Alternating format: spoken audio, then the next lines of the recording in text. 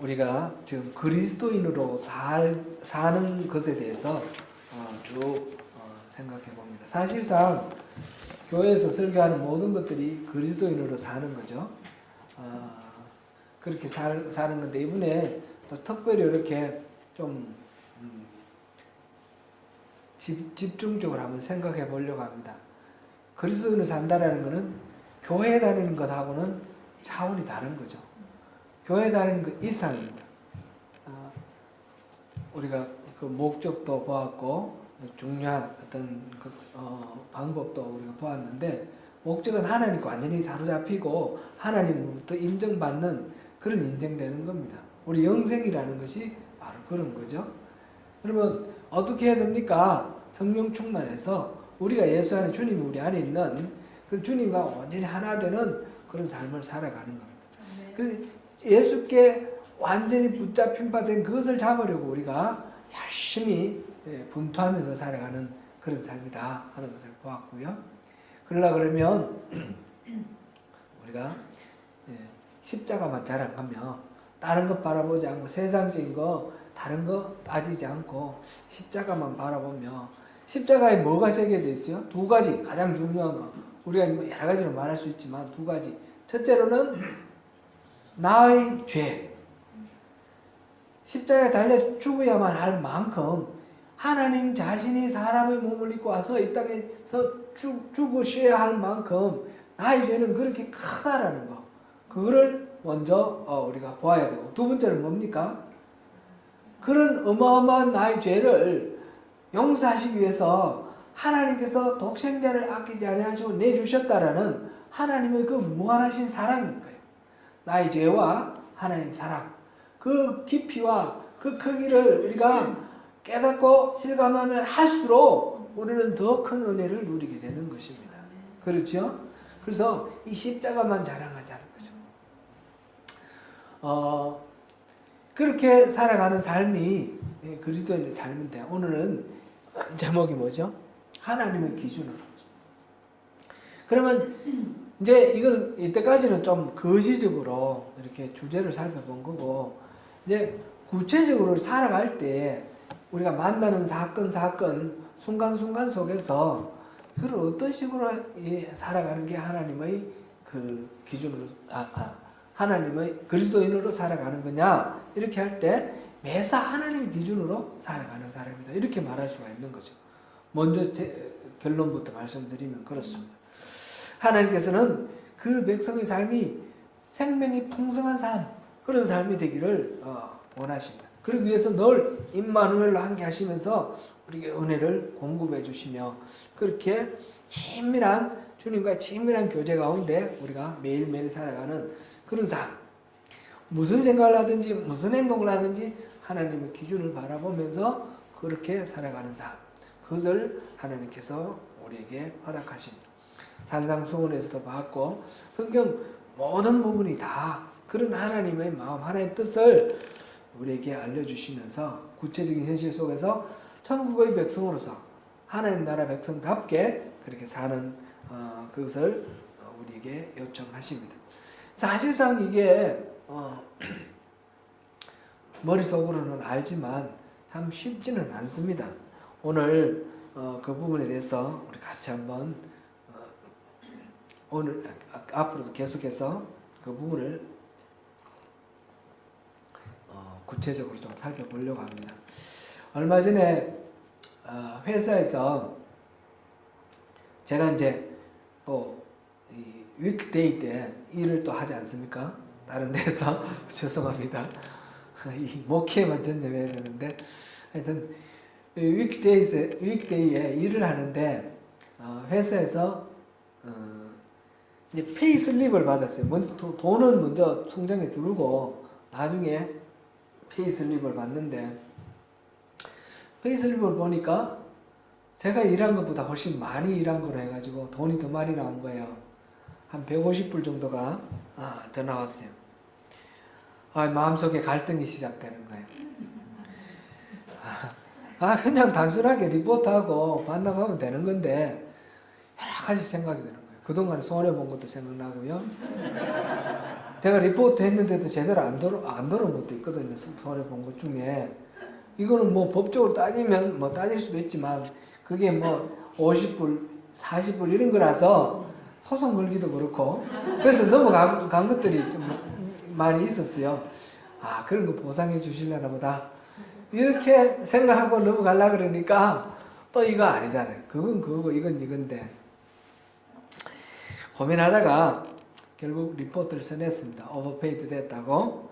그래서 이렇게 했는데 제가 지금 착한 척 하려고 그런 말씀 드리는 것이 아니고 제가 솔직히 말해서 그렇게 찌질하더라. 그걸 고백하는 거예요.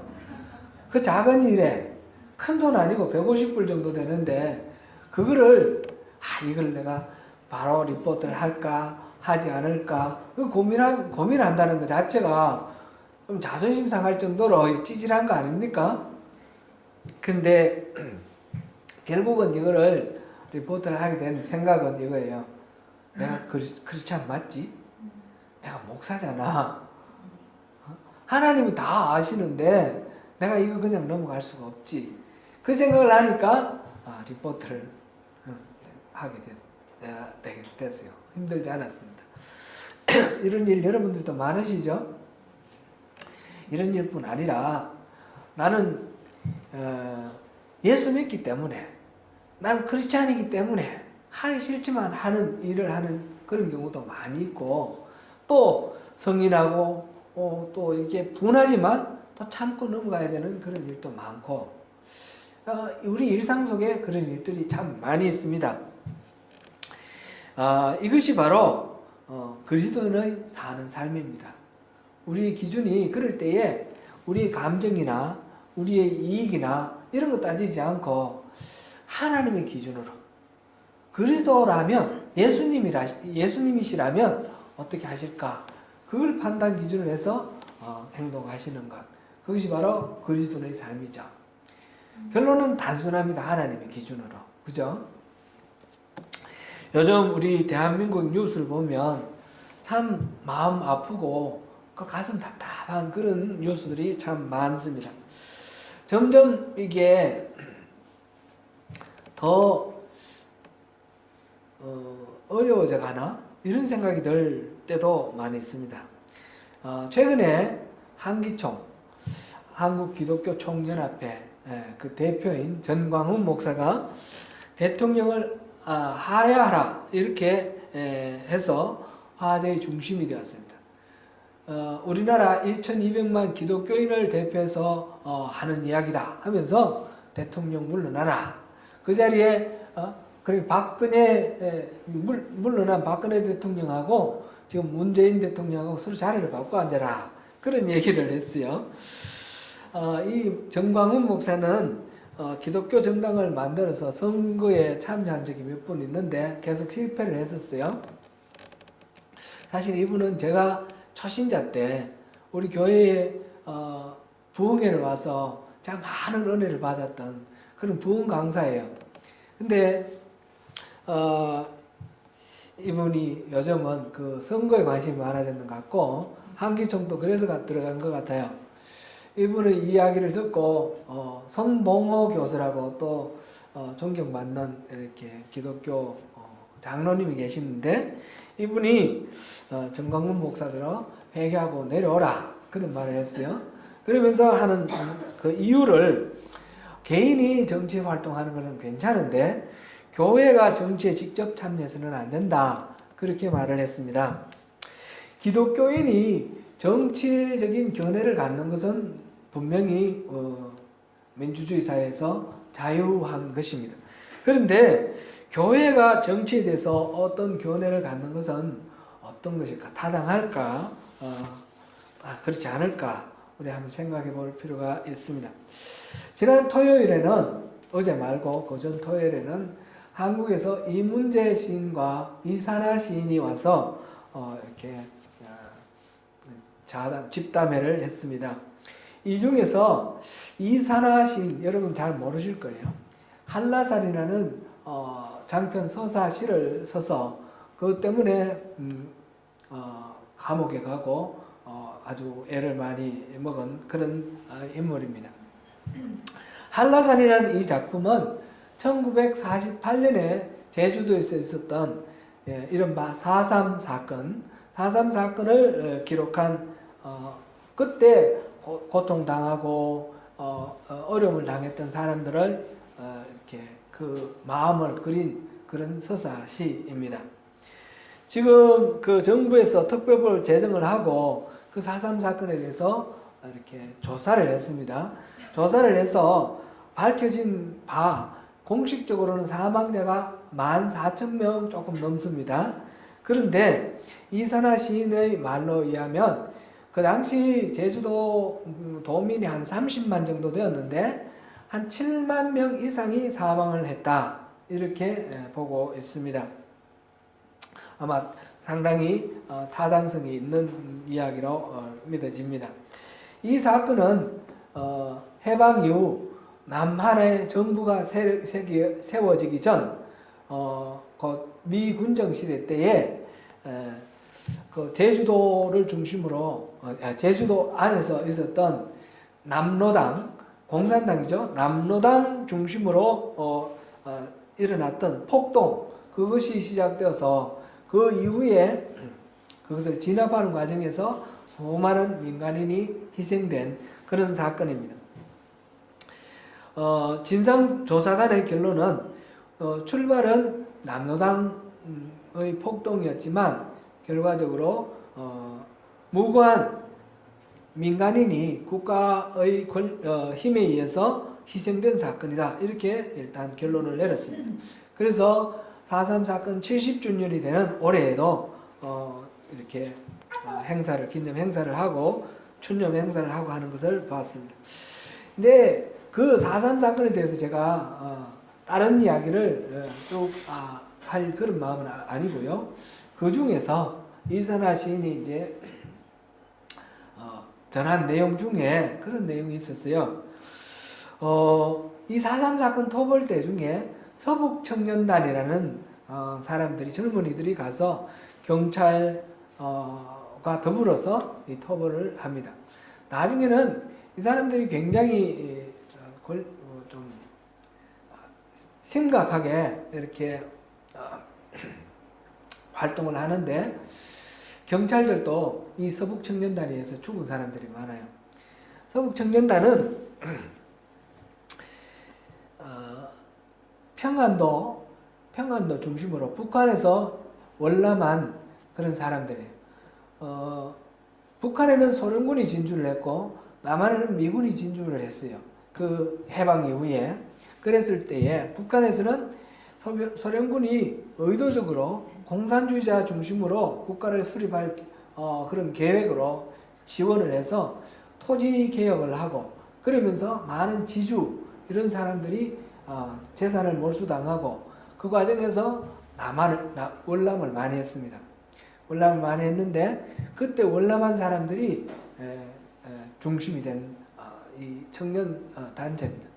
그 청년 단체는 영락교회, 월남한 사람들이 중심이 된 교회가 그때 서울에 영락교회 있었는데 한경직 목사 계셨던 그 영락교회 청년회가 중심이 돼서 만든 게 서북청년단입니다. 이들이 제주도에 토벌대로 갔습니다. 이들이 양민을 많이 이제 죽이는데 그 학살을 할 때마다 그 일이 끝나고 난 뒤에는 하나님께 영광을 돌리고 아멘이라고 하는 거예요. 지금 제주도에서는 전도하는 것이 엄청나게 어렵습니다. 제주도에 교회들 많이 있지만 교회에서 이 전도하는 게 엄청나게 어렵습니다. 어려운 이유 중에 중요한 이유 하나가 서북청년단의 그 활동, 그것도 중요한 이유 중에 하나입니다. 물론 그 이전부터 외지인에 대한 거부감이 강합니다. 제주도 사람은 몽골의 침략을 받았고, 그 다음에 우리 고려시대 때 몽골이 특별히 종마 생산을 위해서 제주도를 직접 통치를 했습니다. 그리고 조선시대 때도 보면 죄지은 자, 아주 좋은 죄 지은 사람들이 많이 제주도로 귀향을 갔죠. 제주도 사람들이 여러 가지로 피해를 많이 입어가지고 거기에 대한 육지의 사람들에 대한 반발심이 심합니다. 그런 것들도 있는데 마지막으로 이 4.3 사태 때 서북청년단뿐만 아니라 군인과 경찰들도 다 외지 사람들이었죠. 제주도 사람 입장에서는. 그래서 그 거부감이 아주 강합니다.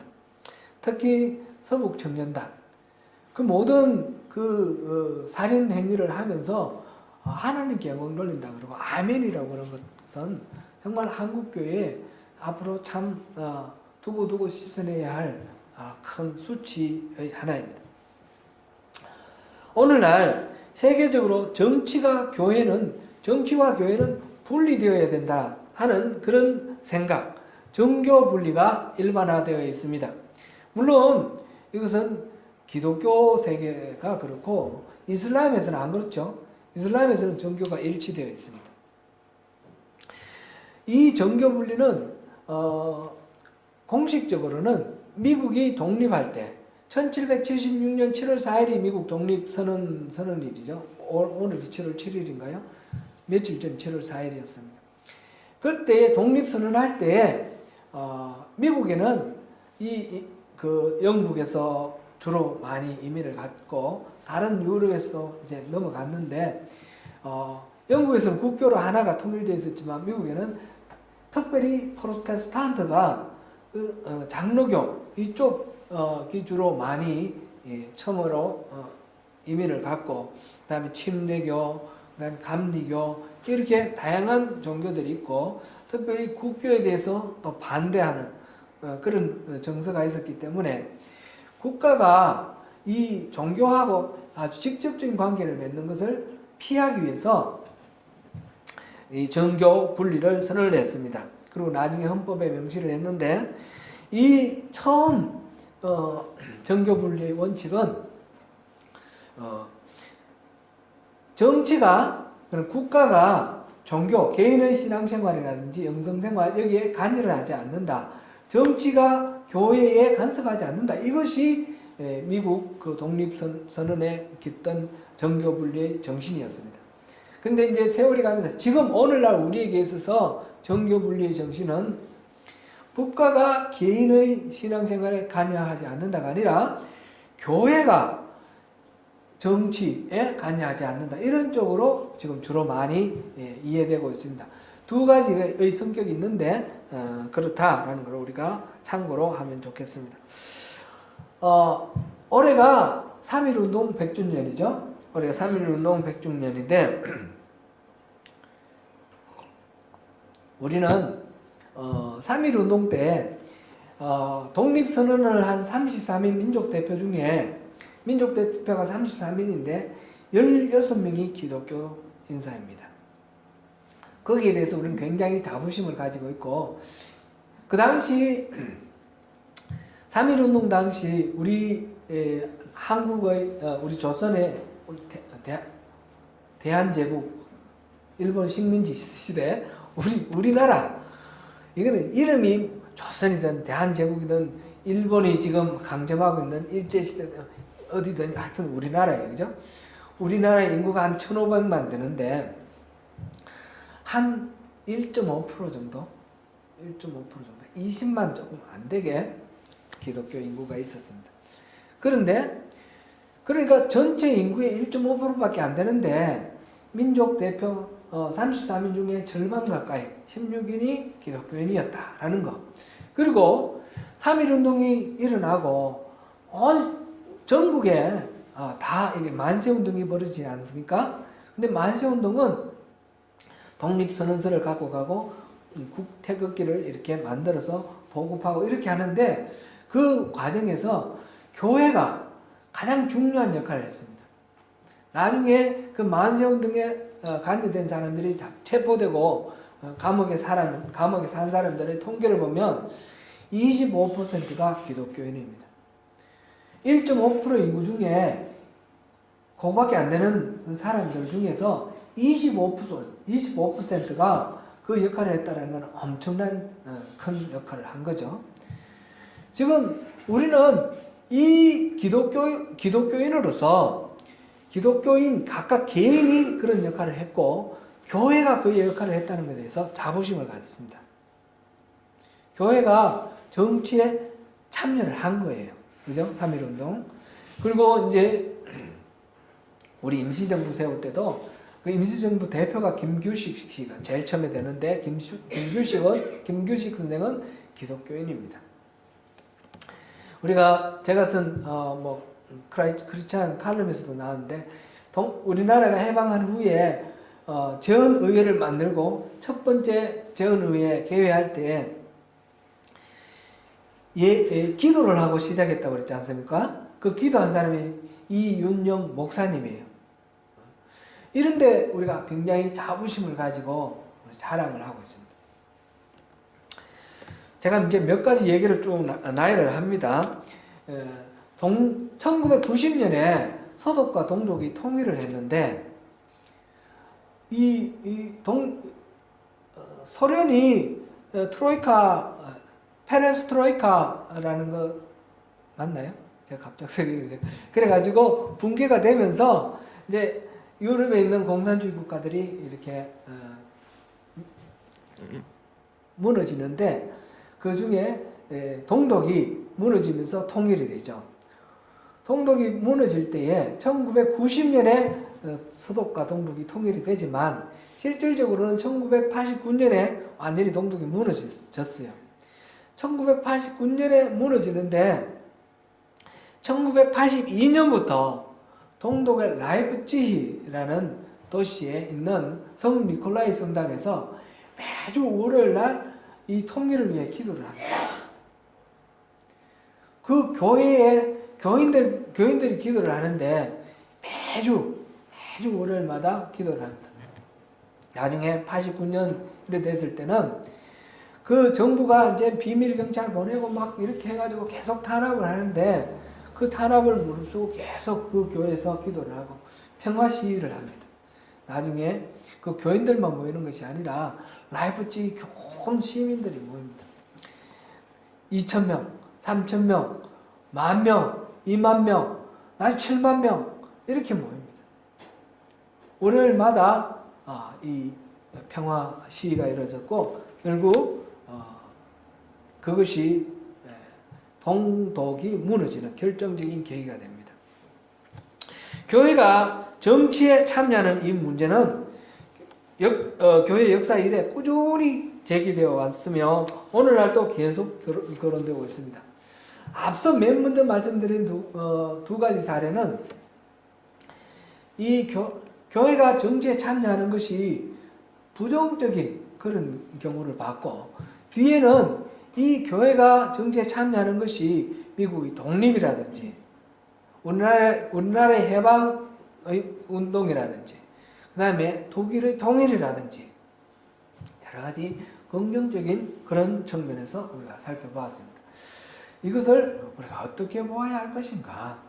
정치 문제를 하려고 하는 것이 아니라 우리가 교회는 교회 안에만 있어야 되는가? 아니면 교회 바깥 문제도 관심을 가져야 되는가? 이런 문제를 말씀드리려고 정치 문제는 가장 우리가 접근하기 쉬운 문제이기 때문에 제가 말씀을 드린 겁니다.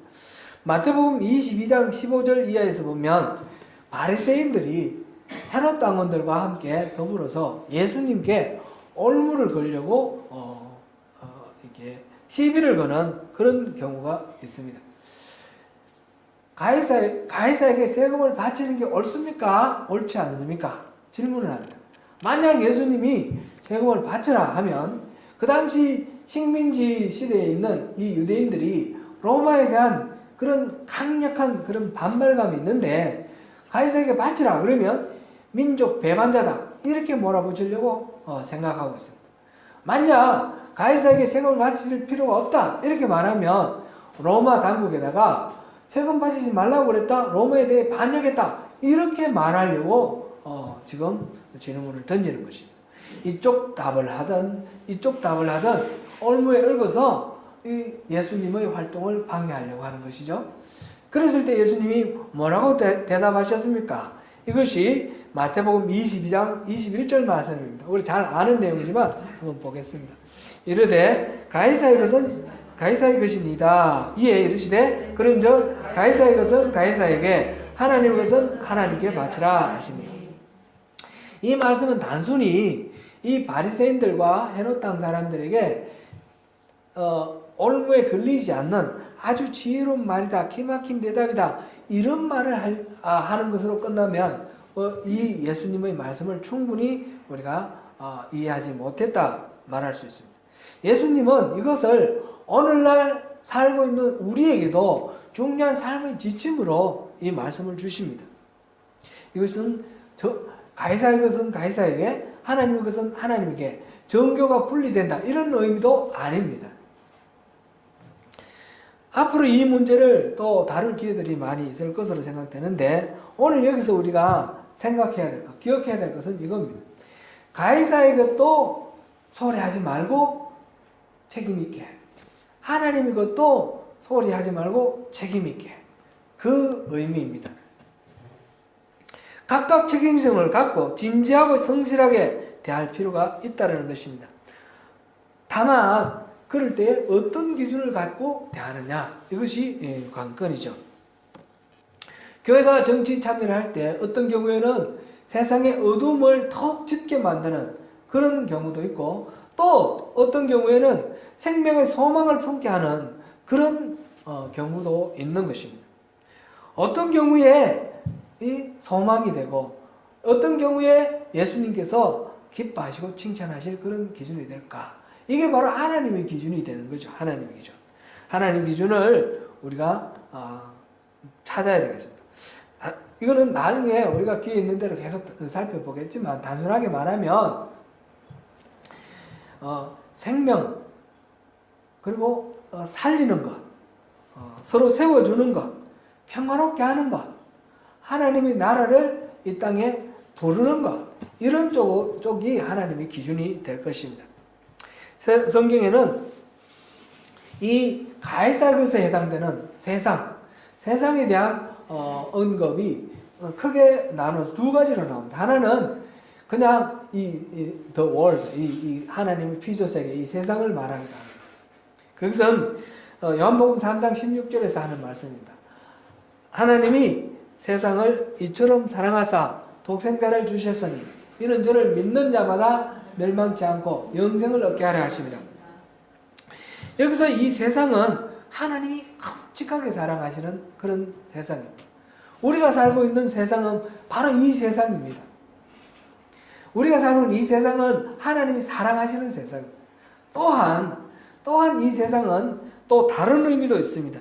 인간의 타락함으로 인해 죄로 오염된 세상입니다. 하나님은 이 세상을 사랑하지 아니하시며 우리에게도 사랑하지 말라고 하셨습니다. 요한 1서 2장 15절 말씀입니다. 이 세상이나 세상에 있는 것들을 사랑하지 말라. 누구든지 세상을 사랑하면 아버지의 사랑이 그 안에 있지 아니하니. 여기서 말하는 이 세상이 바로 우리가 살고 있는 이 세상입니다. 앞에 그 세상도 우리 살고 있는 세상이고, 이 세상도 그 세상입니다.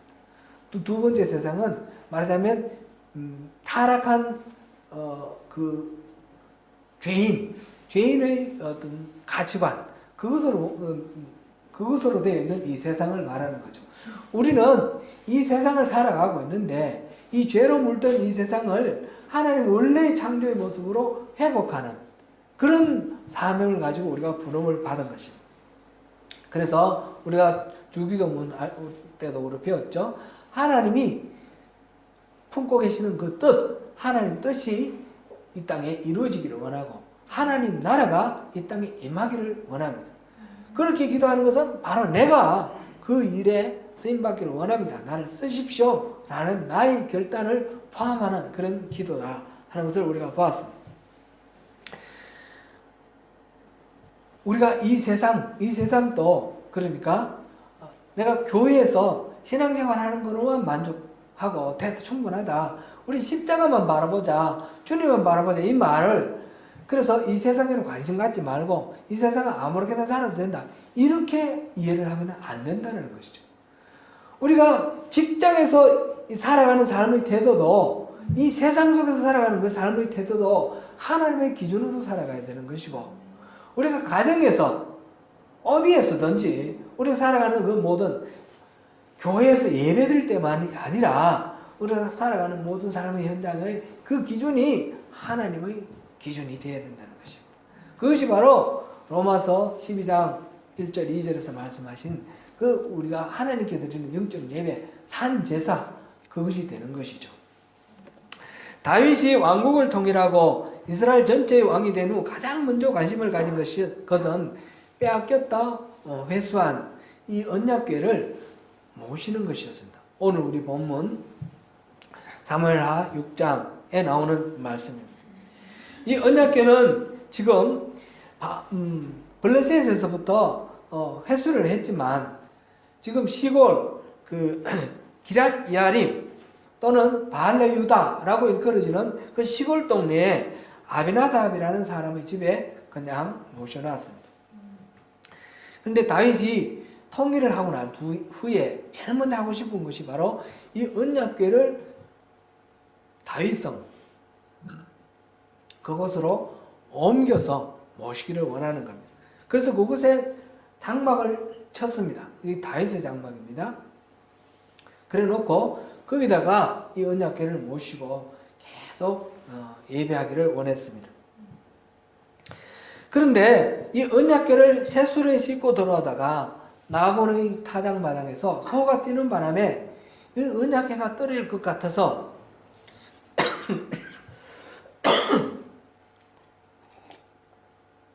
아비나답의 그 두 아들이, 아효라는 아들은 앞장서 있었고 수레 앞에 있었고 그 오사라는 아들은 이 수레 뒤에 있었는데, 이 소가 뛰는 바람에 언약궤가 떨어질 것 같으니까 손을 대어서 그 언약궤를 붙들었는데, 언약궤에 손을 댔기 때문에 이 우사가 죽었습니다. 다윗은 자기가 선한 의도로 언약궤를 옮기려고 했는데, 그럼에도 불구하고 우사가 죽는 이 사건, 화가 났습니다. 여기서 화가 나서 뭐죠? 땅 이름을 뭐라고 했나요? 베레스 우사라고 그랬죠. 베레스 우사가 화가 난다는 뜻이에요. 우사를 쳤다라는 그런 뜻인데, 하나님이 우사를 쳤다. 그러니까 좀 화가 나서 그런 이름을 붙였고, 동시에 그 밑에 보니까 9절에 그날에 여호와를 두려워했다 이렇게 되어 있습니다. 그래서 화도 나고 두렵기도 하고, 그래서 언약궤를 옮기는 이 일을 중단하고 그것을 바로 가드 사람 오벳에돔이라는 사람의 집에 임시로 안치를 했습니다. 말하자면 포기를 한 거죠. 석 달 후에 어떤 사람이 다윗에게 와서 그 오벳에돔의 집에 하나님이 큰 복을 주셨다라는 이야기를 전합니다.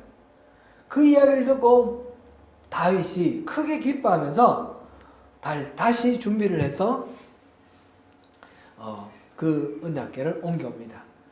이건 역대하 15장에 자세하게 나와 있는데, 역대상 15장에 자세하게 나와 있는데, 많은 사람들을 동원을 해서 가서 그전에는 새수레에 옮겼는데 이제는 레위인이 어깨로 메고 이렇게 옮깁니다. 옮기고 6걸음 뛸 때마다 한 번씩 번제를 드리고 이런 식으로 언약궤를 옮깁니다. 그럴 때 다윗은 그 언약궤 앞에서 내내 춤을 추며 옵니다. 마치 엄마 앞에서 재롱 뜨는 그런 아기처럼 너무너무 기뻐서 웃으면서 어쩔 줄 몰라 하면서 춤추면서 지금 그 오베데돔의 집에서부터 예루살렘까지는 한 20km 정도 된다 그러는데, 6걸음 뛰고 한번 짐승을 잡고 6걸음 뛰고 한번 짐승을 잡으면 얼마나 많은 시간이 걸리고 얼마나 많은 짐승을 잡았겠습니까? 그런데 그 모든 것들에 너무너무 기뻐하면서 만군의 여호와 하나님의 이름으로 백성들을 축복하며 다윗이 이렇게 언약궤를 옮겨옵니다. 언약궤를 옮기던 그 당시에 우사가 죽은 이유가 뭡니까? 언약궤에 손을 대었기 때문입니다. 만약 우사가 손잡지 않았으면 어떻게 됐을까요? 언약궤가 굴러 떨어져서, 언약궤를 보면 이 조각목으로 상자를 만들었고 그 위에 금을 입혔어요. 그죠? 뚜껑이 어떻게 생겼습니까? 뚜껑 위에 그룹 천사가 양쪽에 이렇게 새겨져서 날개를 서로 맞닿게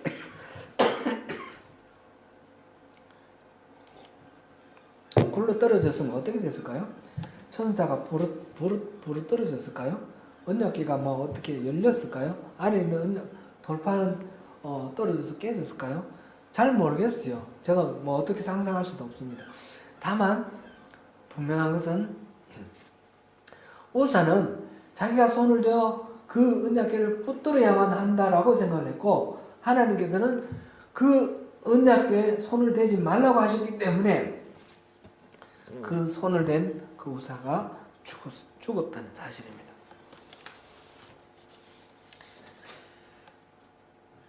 이것은 하나님께 맡겨놓으면 이 일이 어떻게 될지 몰라서 내가 나서서 무언가를 해야 되겠다라고 생각하는 것입니다.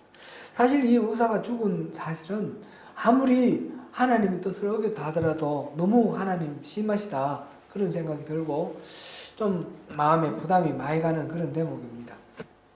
그런데 이제 여기서 우리가 생각해야 될 거는 우사가 죽어서 지옥 갔습니까? 그런 건 아니죠.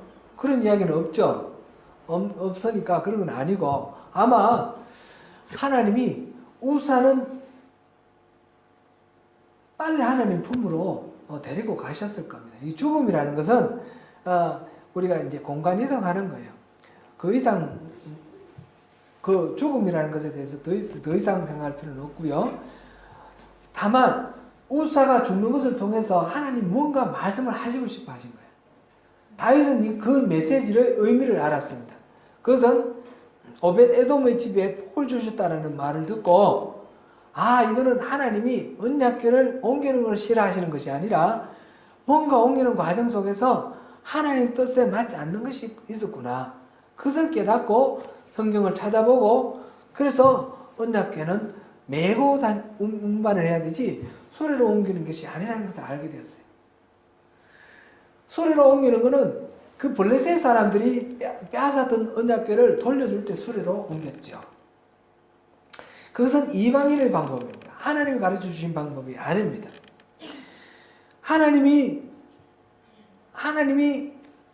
우리가 만약 돕지 않으면 하나님은 어떻게 못하실까봐 하나님을 신뢰하지 못해서 우리가 나서서 뭔가를 하려고 하는 것, 그것을 하나님은 기뻐하지 아니하셨고, 하나님은 하나님의 방식대로 우리가 하나님의 일을 하기를 원하시는 것입니다. 우리가 원하고 우리가 보기에 참 수레를 끌고 보면 위용도 멋있어 보이고 참 메고 다 가는 것보다 더 멋있어 보이는데, 그런 식의 우리 생각으로 합리적이고 타당하고 멋있어 보이고 이런 것이 아니라 하나님이 가르쳐 주신 방법으로 그렇게 하나님의 일을 하기를 원하시는 거죠. 하나님의 기준이 중요하다는 것입니다. 여러분, 세상 일에서나 하나님을 섬기는 일에서나 동일한 기준이 필요합니다. 아까 정치 말씀을 드렸는데, 정치나 아니면 우리 일상의 집안에서 하는 일들이나 이 일에서도 하나님의 기준이 필요하고, 또 하나님의 일이라고 일컬어지는 이 지금 다윗이 언약궤를 옮기는 일처럼 우리가 교회를 섬기고 또 교회에서 뭔가 예배를 한다든지 뭘 조직을 한다든지 모든 일들, 하나님의 이름으로 하는 이 일들에도 하나님의 기준이 필요하다는 것입니다.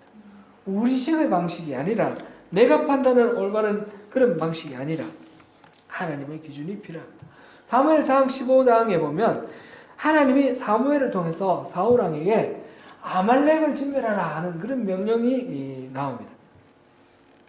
모든 소유물까지 진멸하고 남기지 말라고 했는데 사울은 아말렉을 쳐서 다 진멸했는데 아각 왕도 살려놓고 그리고 좋은 양과 소를 또 이렇게 남겨놓습니다.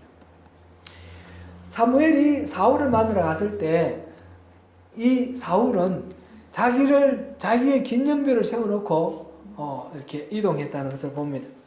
그 다음에 사울을 만났을 때 사울은 사무엘에게 내가 여호와의 명령대로 행했습니다.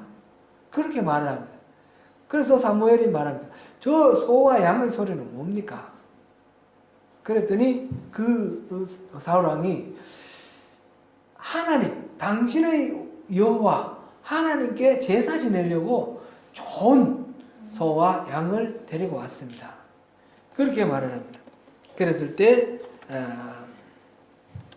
사무엘이 사울에게 하는 말이 바로 15장 말씀입니다. 사무엘상 15장 15절 말씀입니다. 사울이 이르되 사무엘상 15장 15절 말씀 사울이 이르되 그것은 무리가 아말렉 사람에게서 끌어온 것인데 백성이 당신의 하나님 여호와께 제사를 하여 양들과 소들 중에서 가장 좋은 것을 남기며 그 외의 것은 우리가 진멸하였나이다 하는지라. 하나님께 제사하려고 좋은 것을 남겼다고 말하는 이 사울에게 사무엘은 왕이 여호와의 목소리를 청종하지 아니하고 탈취하기에 급급하였습니다 라고 말합니다. 사무엘상 15장 22절 말씀입니다. 같이 읽습니다. 사무엘이 이르되 여호와께서 번제와 다른 제사를 그의 목소리를 청종하는 것을 좋아하신 같이 좋아하시겠나이까? 순종이 제사보다 낫고 듣는 것이 수장의 기원보다 나으니. 아멘. 자신의 열정이 아니라 하나님의 기준이 중요합니다. 하나님의 마음을 품고 하나님의 뜻을 따르는 순종이 마음 없이 예배하는 것보다 훨씬 낫습니다. 열왕기 하 14장에 보면 유다왕 아마사가 왕이 되었는데 성경 기자의 평가가 나오는데 그는 여호와 보시기에 정직히 행하였으나 그의 조상 다윗과는 같지 아니하였다 이렇게 나옵니다. 여기서 여호와 보시기에 정직히 행하였다라는 말에 대한 그 근거가 그 평가 이유가 5, 6줄에 나옵니다. 열왕기하 5, 6줄입니다. 나라가 그의 손에 굳게 쓰매 그의 부왕을 죽인 신복들을 죽였으나 왕을 죽인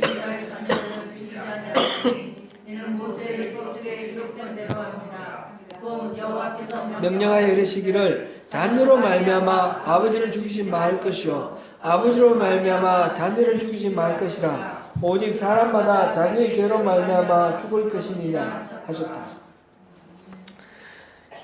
이 판단은 하나님의 말씀 신명기 24장 16절에 나오는 말씀대로입니다. 연좌제를 금지하는 거죠. 아버지가 죄 지었으면 아버지만 죽는 거지 그 아버지 죄 때문에 자식까지 죽는 일은 없고 자식이 죄를 지었으면 아버지까지 죽는 일은 없다라는 거죠. 자기 아버지를 죽인 사람, 자기 아버지를 암살한 그 반역자들을 감정적으로나 어떤 이성적으로 생각하면 완전히 씨를 말려버려야지 후환이 없을 것 같아요. 그렇지만 이 아마사는 자기 생각이나 자기 감정대로 하지 아니하고 성경 말씀에 따라서 그렇게 했습니다. 하나님의 기준대로 살기 위해서는 그 하나님의 기준은 성경의 말씀에 성경에 다 나와 있습니다. 성경 말씀대로 우리가 판단을 해야 됩니다. 그러므로 성경을 우리가 잘 숙지해야 된다는 것을 알 수 있습니다. 그러나 모든 일들이 다 성경에 기록되어 있는 것이 아닙니다. 그럼 어떡합니까? 하나님과 친밀하게 우리가 교제함으로 하나님 뜻을 우리가 알고 있어야 됩니다.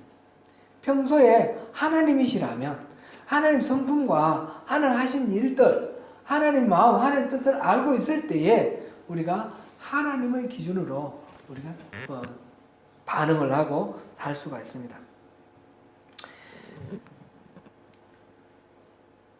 하나님의 기준을 따랐을 때 여호와 보시기에 정직히 행했다라는 평가를 받은 이 아마사처럼 우리 또한 하나님의 기준에 따라 우리가 살아가야 할 것입니다.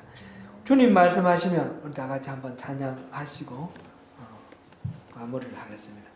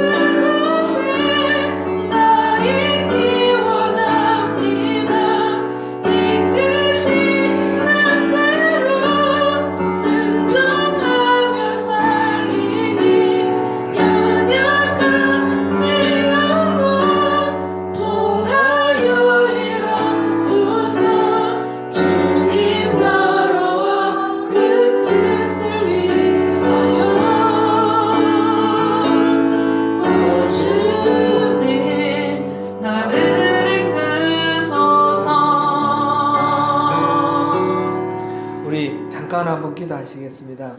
하나님, 내 기준이 아니고 내 생각이 아니고 내 감정이 아니고 하나님의 기준으로 반응하며 살기를 원합니다. 하나님 기준을 밝히 볼 수 있도록 지혜와